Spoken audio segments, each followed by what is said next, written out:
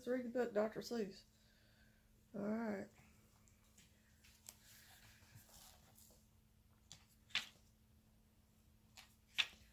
Alright, lots of pages in this before we can get to the story part.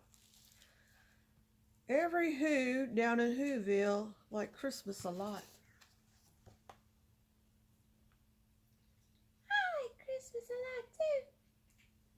Yeah, a lot of people like Christmas a lot. But the Grinch, who lived just north of Whoville, did not. The Grinch hated Christmas. The whole Christmas season. Now please don't ask why. No one quite knows the reason. It could be his head wasn't screwed on just right. Or it could be perhaps his shoes were too tight. But I think the most likely reason of all may have been his heart was too small. Oh dear, Grinch has a problem. Yeah, he does. We got a problem too, called a cat.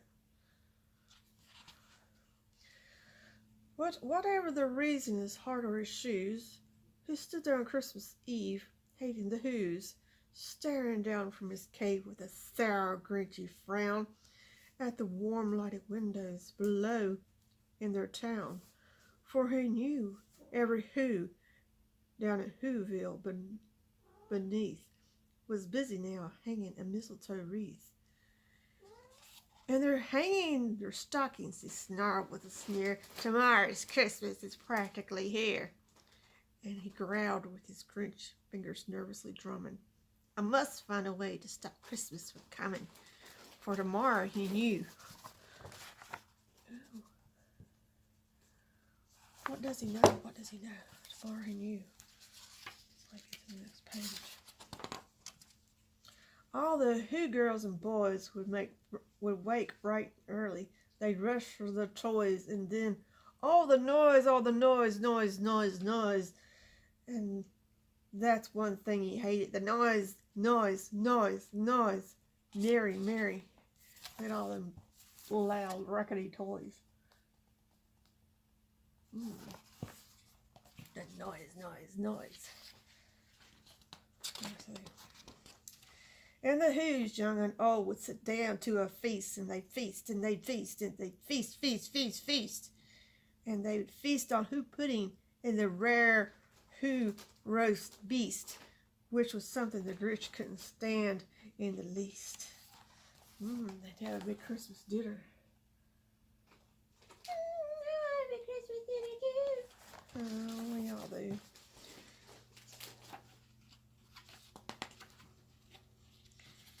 Okay, I'm trying not to skip any pages.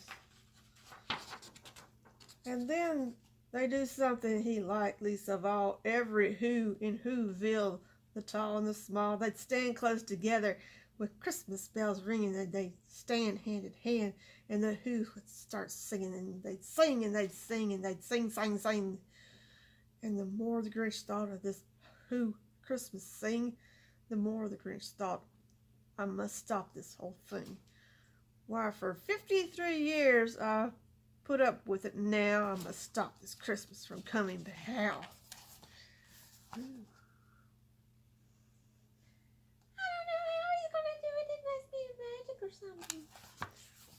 You think he's actually going to stop Christmas from coming? Whose side are you on, Tabitha? Then he got an idea, an awful idea. The Grinch got a wonderful, awful idea. It's a wonderful, awful idea. Look at his red eyes. Or actually, I think they're quite pink, but okay. I know just what to do, the Grinch laughed in his throat, and he made a quick Santa Claus hat and coat, and he chuckled and clucked. What a great Grinch trick. With this coat and this hat, I look just like St. Nick. All I need is a reindeer. The Grinch looked around, but since reindeer are scarce, there was none to be found, and that stopped the old Grinch. No, the Grinch simply said, if I can't find a reindeer, I'll make one instead. So he called his dog Max, and he took one And he took some red thread and he tied a big horn to the top of his head. No! Poor dog. Poor dog. Then he loaded some bags in his old empty sacks. On a ramshackle sleigh, he hitched up old Max. And then the Grinch said, "Giddy up!" And the sleigh started down toward the homes where the Who's lay a snooze in their town. Let's get excited. Yeah. Well, camera won't focus. There you go. He's coming down to Whoville with the dog. Okay. All their windows were dark. White snow filled the air. All the Who's were all dreaming sweet dreams without care. When he came to the first little house in the square, "This is stop number 1, the old Grinchy claws hissed, and he climbed to the roof, empty bags in his fists.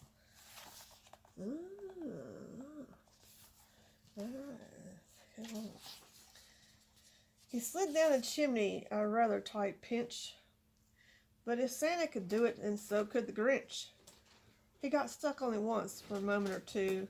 Then he stuck his head up the fireplace flue, where the little Who stockings all hung in a row. "These stockings," he grinned, "are the first thing to go." Oh my. Oh no, I'm scared.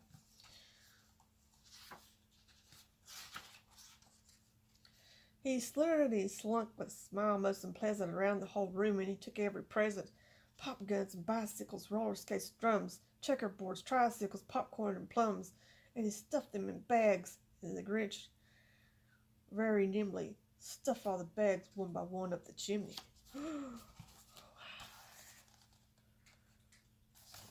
He took all her presents.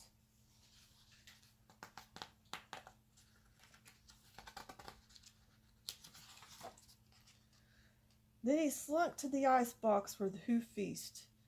He took the Who pudding. He took the roast beast. He cleaned out that ice box as quick as a flash. Why, that Grinch even stole the last can of Who hash. He took all their food? It's mean. Well, Tabitha, the Grinch is kind of mean already. And he stuffed all that food up the chimney with glee. "And now," grinned the Grinch, "I will stuff up the tree." He takes their tree too. It's mean. Well, he takes the tree too.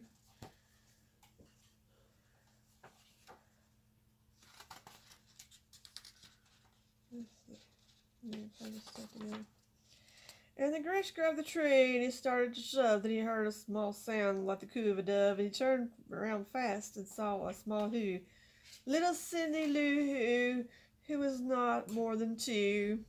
The Grinch had been caught by the tiny Who daughter, who got out of bed for a cup of cold water.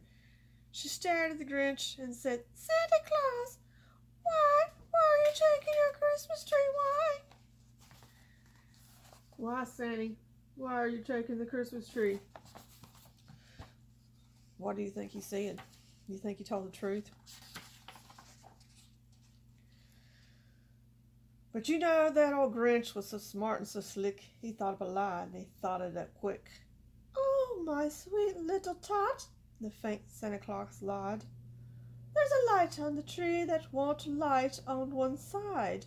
So I'm taking it home to my workshop, my dear, and I'll fix it up there, and I'll bring it back here." And his fib fooled the child, and he patted her head. He got her a drink and set her to bed.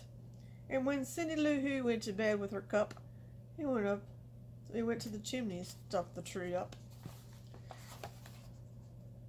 Liar, liar, pants on fire. Liar, liar, pants on fire.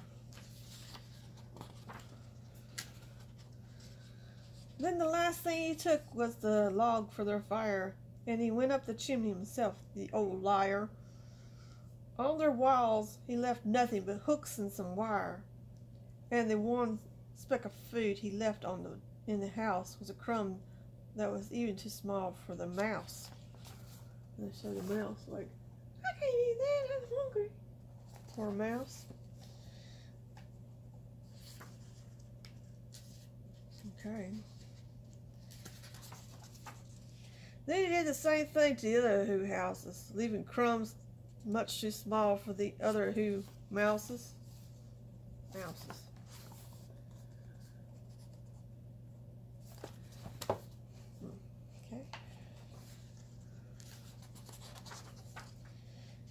It was 1/4 past dawn, all the Who's still in bed, all the Who's still a snooze when he packed up his sled, packed it up with their presents, the ribbons, the wrappings, the tags, the tinsel, the trimmings, the trappings.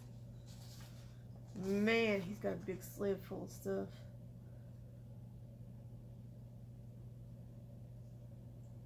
All that stuff.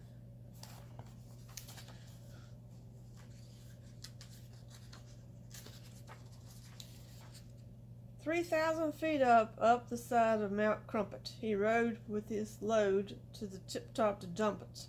Pooh-pooh to the Who's. He was Grinch-deely humming. They'll find out now that no Christmas is coming. They'll just wake up. I know just what they'll do. Their mouths will hang open a minute or two, and then the Who's and Whoville will all cry, boo, boo.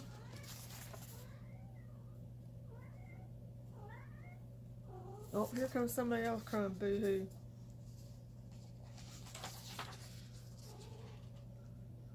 That's a noise, grinned the Grinch, that I simply must hear. And he paused, and the Grinch put his hand to his ear. But he did hear a sound rising above the snow. It started in low, then it started to grow. Oh my, what's he hear? He's like, ooh, what am I hearing? What is he hearing? What is he hearing? It started to grow.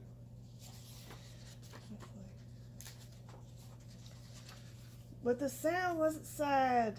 While the sound sounded merry, it couldn't be so.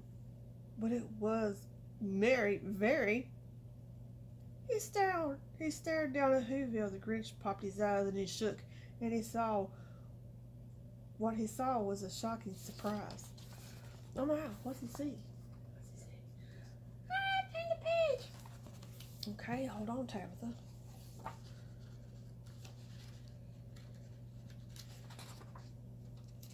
Every Who down in Whoville, the tall and small, was singing without any presents at all. He hadn't stopped Christmas from coming. It came. Somehow or other, it came just the same. No! Stop! No! Let me get this straight. Those Who's down in Whoville were singing. The Grinch was supposed to stop Christmas from coming. You mean it came anyway? Inconceivable. This book is gonna have a happy ending. I hate it. Well, thank you, Grumpy, for interrupting our story time. But we'll continue reading now. I hate it. Okay, you hate it. And the Grinch, with his Grinch feet ice cold in the snow, stood puzzling. How could it be so? It came without ribbons, it came without tags, it came without packages, boxes, or bags. And he puzzled 3 hours, till his puzzler was sore. Then the Grinch thought of something he hadn't before. Maybe Christmas, he thought, doesn't come from a store. Maybe Christmas, perhaps, brings a little bit more.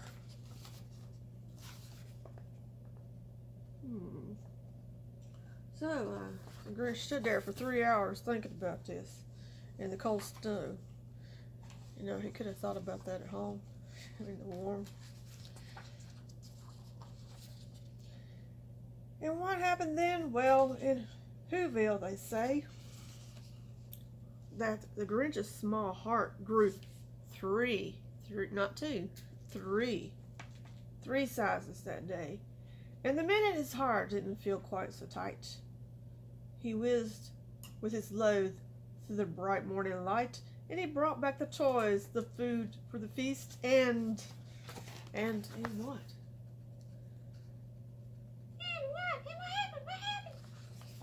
Okay, what happened? What happened?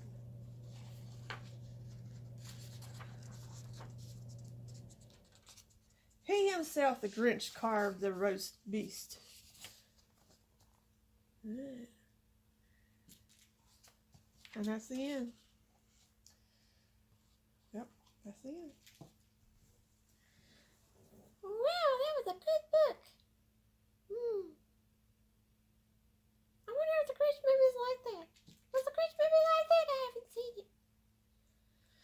I don't know if the Grinch movie out in theaters is like that or not. We'll have to just wait till it comes out on DVD.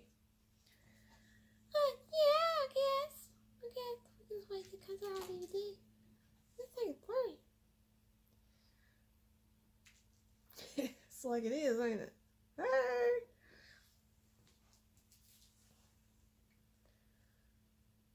Merry Christmas, Tirion. I hope it's a good one for you. I hope you get a bunch of good stuff.